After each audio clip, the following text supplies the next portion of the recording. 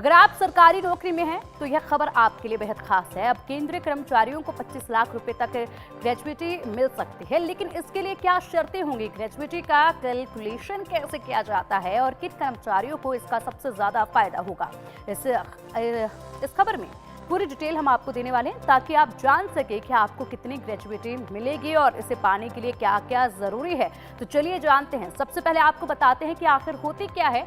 दरअसल ग्रेजुइटी किसी कर्मचारी को नौकरी छोड़ने या रिटायर होने पर दी जाने वाली एक मुश्त रकम होती है। कह सकते हैं कि ये कंपनी की ओर से कर्मचारी को दिए जाने वाला एक इनाम है जो उसे लंबी सर्विस के लिए दिया जाता है। यह अमाउंट कर्मचारी की फाइनल सैलरी और कितने साल की उसने नौकरी की है उससे निर्धारित होता है।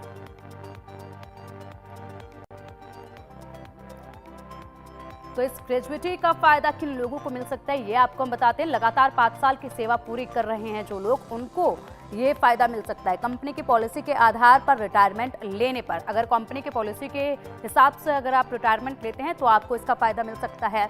खास परिस्थितियों में 5 साल से कम समय में ग्रेजुइटी मुमकिन है। कुछ खास ऐसे सिचुएशंस हैं तो उसमें 5 साल से कम वक्त में भी ये मुमकिन है। कर्मचारी की मृत्यु होने पर नॉमिनी या फिर कानूनी उत्तराधिकारी को ये ग्रेजुइटी जो है वो दी जा सकती है। इसी के साथ किसी दुर्घटना या बीमारी की वजह से दिव्यांग हो जाने पर भी ये ग्रेजुइटी जो है वो दी जा सकती है। तो भूमिगत खदानों में ग्रेजुइटी क्लेम के लिए एक क्वालिफाइड एम्प्लॉय को अपने कंपनी को फॉर्म 1 में एक आवेदन जमा करना होता है। अगर किसी वजह से एम्प्लॉय ऐसा करने में असमर्थ है तो उनके नॉमिनी या कानूनी उत्तराधिकारी को उनकी तरफ से ऐसा करने की इजाजत होती है। अगली बड़ी बात महाराष्ट्र से। महाराष्ट्र के सरकारी कर्मचारियों के लिए देवेंद्र फडणवीस की सरकार ने बड़ा ऐलान किया है। राज्य के 16 लाख कर्मचारियों के महंगाई भत्ते में इजाफे की घोषणा की गई है। राज्य सरकार ने कर्मचारियों के महंगाई भत्ते में 3% की वृद्धि का फैसला किया है। ऐसे में होली से पहले सरकारी कर्मचारियों को बड़ा तोहफा मिला है। मौजूदा 50% महंगाई भत्ते को बढ़ाकर 53% कर दिया गया है। पिछले कुछ दिनों से राज्य सरकार के कर्मचारी संगठन की ओर से महंगाई भत्ते में वृद्धि की मांग की जा रही थी, जिसे सरकार ने मंजूर कर लिया है।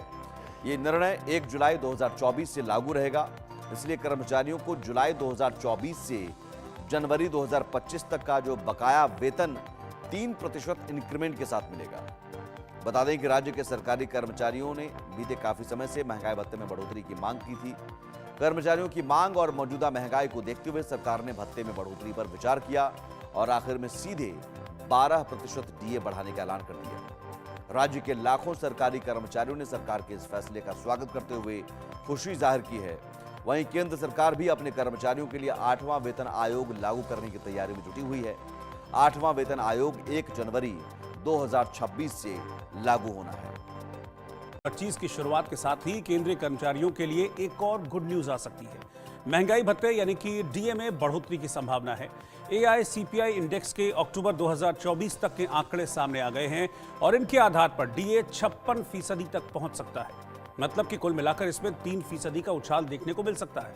अगर ऐसा होता है तो सरकारी केंद्रीय कर्मचारियों को मिलने वाला महंगाई भत्ता 53% से बढ़कर 56% हो सकता है। यह बढ़ोतरी अखिल भारतीय उपभोक्ता मूल्य सूचकांक AICPI के अक्टूबर 2024 के आंकड़ों के आधार पर संभावित है। सरकार इसकी घोषणा कभी भी करे, लेकिन इसे 1 जनवरी से ही लागू माना जाएगा। आपको बता दें कि डीए का निर्धारण AICPI सूचकांक के आधार पर ही होता है, जिसे हर महीने के आखिर में जारी किया जाता है और इसके बाद करीब 6 महीने के अंतराल में महंगाई भत्ते में बदलाव किया जाता है। सितंबर 2024 में AICPI सूचकांक 143.3 पर था और अक्टूबर 2024 में 144.5 पर यह पहुंच गया। हालांकि 2024 के आंकड़े अभी तक जारी नहीं किए गए हैं, जो 31 दिसंबर को आने थे। अब संभावना है कि नवंबर और दिसंबर 2024 के आंकड़े 31 जनवरी 2025 को एक साथ जारी किए जाएंगे। जुलाई 2024 से कर्मचारियों को 53% महंगाई भत्ता दिया जा रहा है। अक्टूबर 2024 तक AICPI के आधार पर डीए पहले ही 55% के पार पहुंच चुका है। अगर नवंबर और दिसंबर के आंकड़े भी इसी रुझान को दिखाते हैं तो मार्च 2025 में नए डीए यानी कि महंगाई भत्ते का ऐलान हो सकता है। अगर पिछले सालों के रिकॉर्ड पर हम नजर डालें तो सरकार ने होली से पहले मार्च में डीए बढ़ोतरी का ऐलान किया था। अगर मार्च में ऐलान किया जाता है तो इसे लागू 1 जनवरी 2025 से ही माना जाएगा। यानी कि जो पिछला एरियर है 1 जनवरी के बाद का, वो एरियर भी जो डीए का है वो आपको मिलेगा। अब आपको बताते हैं कि 56% डीए का जो आपकी सैलरी है, जो वेतन है, उस पर क्या असर पड़ेगा। महंगाई भत्ते में हर 1% की बढ़ोतरी का कर्मचारियों के पेंशन पर बहुत महत्वपूर्ण प्रभाव पड़ता है। अगर आपका मूल वेतन 18,000 रुपए है और 53% डीए यानी कि 9,540 रुपए इसमें जोड़ दें, 56% डीए 10,080 रुपए होगा। यानी कि कुल मिलाकर अगर जो फायदा है वो 540 रुपए का होगा अगर आपका जो मूल वेतन है वो। और अगर बात केंद्रीय कर्मचारियों के लिए,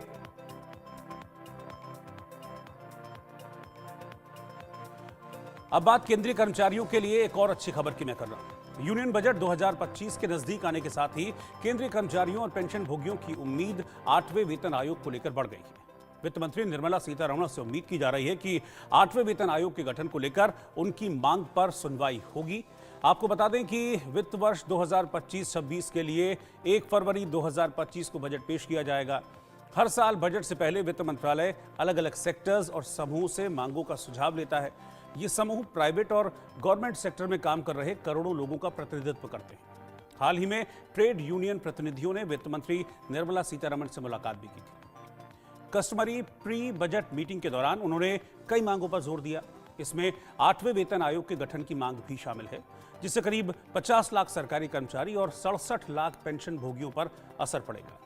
7वें वेतन आयोग को बने 10 साल से ज्यादा का वक्त हो चुका है। 8वें वेतन आयोग को 2026 में लागू होना है। 7वें वेतन आयोग का कार्यकाल दिसंबर 2025 में खत्म हो रहा है। आपको बता दें कि 7वें वेतन आयोग का गठन फरवरी 2014 में यूपीए सरकार के समय हुआ था और इसकी सिफारिशें बीजेपी के नेतृत्व वाली एनडीए सरकार के सत्ता में आने के बाद जनवरी 2016 में लागू कर दी गई थी। अब ऐसा अनुमान लगाया जा रहा है कि नए पे कमीशन का कार्यकाल जनवरी 2026 में शुरू होगा और पिछले ट्रेंड्स को देखें तो चौथे, 5वें और 6ठे आयोग ने 10 साल का कार्यकाल पूरा किया है। अगर यही जो ट्रेंड है बरकरार रहता है तो मौजूदा जो पे कमीशन है उसका कार्यकाल 31 दिसंबर 2025 को खत्म हो जाएगा। 8वें वेतन आयोग के अलावा ट्रेड यूनियनों ने वित्त मंत्री के साथ अपनी बैठक में न्यूनतम ईपीएफओ पेंशन को बढ़ाकर 5,000 रुपए प्रतिमाह करने की भी मांग रखी है। साथ ही आयकर सीमा बढ़ाने पर भी जोर दिया है।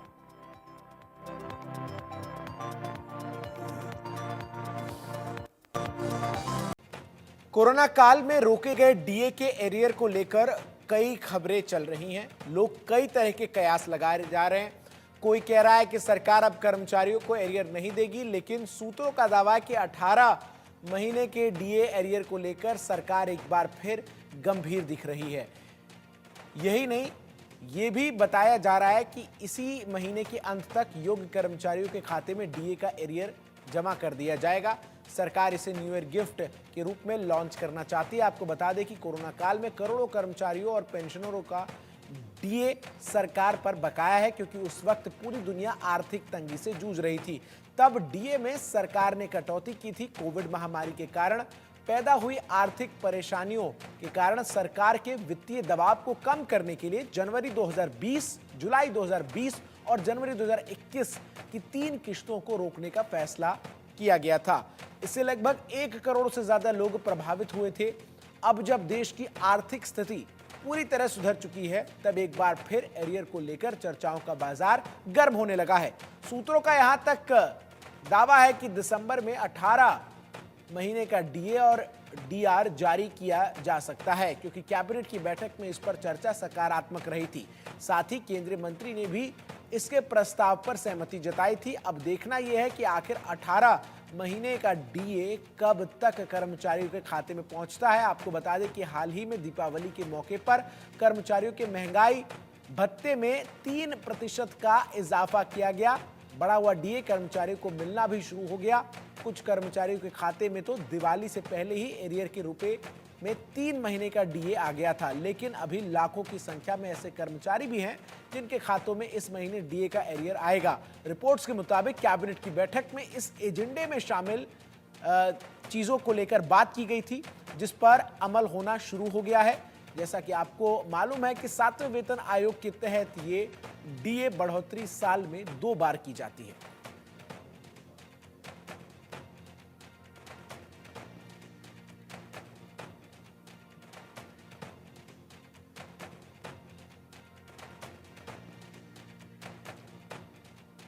अब इस खबर को समझने के लिए इसके महत्वपूर्ण पहलुओं को भी हम आपको बताते हैं, जहां करोड़ों कर्मचारी और पेंशनर्स का डीए सरकार पर बकाया है। कोरोना काल में रोके गए डीए के एरियर की उम्मीद जगी है। जनवरी और जुलाई 2020 के साथ 2021 जनवरी के 3 किश्त रोके गए थे और 18 महीने के डीए एरियर को जारी करने को लेकर सरकार अब गंभीर नजर आ रही है।